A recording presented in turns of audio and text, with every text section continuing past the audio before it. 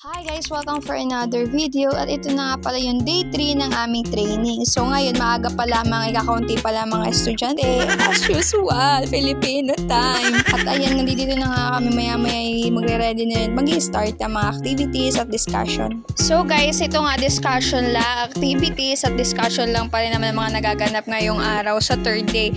Dahil next day nga is magkakaroon na kami ng graduation for completion ng aming training day. Kaya see you guys! Hi guys! Last day.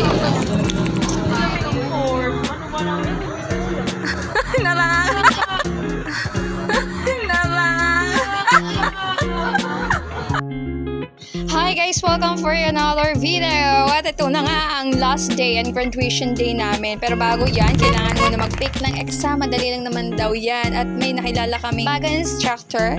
Sabi daw nila kinagigiliwan daw ng mga babae. Ay, Diyos ka naman, sis. Mas pugi pang aking bebe ko. Ang bebe ko. Ay! Huwag kang ganan. At ayan nga, dumating na yung aming bagong instructor na magtuturo for the last day. At nga naman, na-judge na agad ang aking mga kaibigan. Hindi naman nila. Ay, secret pala yun. Hindi ko dapat pala sabihin.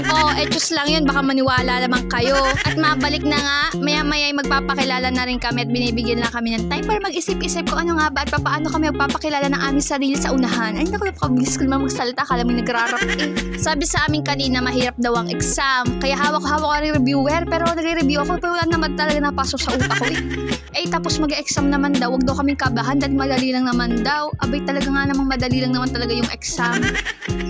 At ayan nga, nagsimula ng pagpapakilala ng sarili. At syempre, kakatapos ko lamang, hindi ko na pwede ipakita sa inyo dahil wala nga clip ng video. At ayan nga, isa-isa na nagtatawag po sino ng mga susunod na magpapakilala ng sarili at may mga hugot sa buhay. Ay syempre, pag nagpapakilala sa unahan, sabihin mo yung pangalan mo at edad mo. At para naman daw may twist sa pagpakilala. Kung ikaw daw yung isang bagay sa opisina, ano daw bagay yun at papaliwanag mo kung anong bagay ka. At nakakibag sagot din ay correction tape para naman mabura ko lahat ng mga pagkakamali nakikita ng iba sa kanya. Ay mali pa pala ang magkakasabi ko diyan. Hindi naman talaga yan ang sasabihin ko. Dapat na sasabihin ko diyan mali siya dahil tama ako. Ganon. Hindi nga sabihin nyo kailan nagkamali ang babae. Palagi yan tama. Kaya dapat correction tape talaga. Hindi na kailangan magpaliwanag dahil lalagyan na kita ng correction tape. Mali ka na, tama ako. Ganon.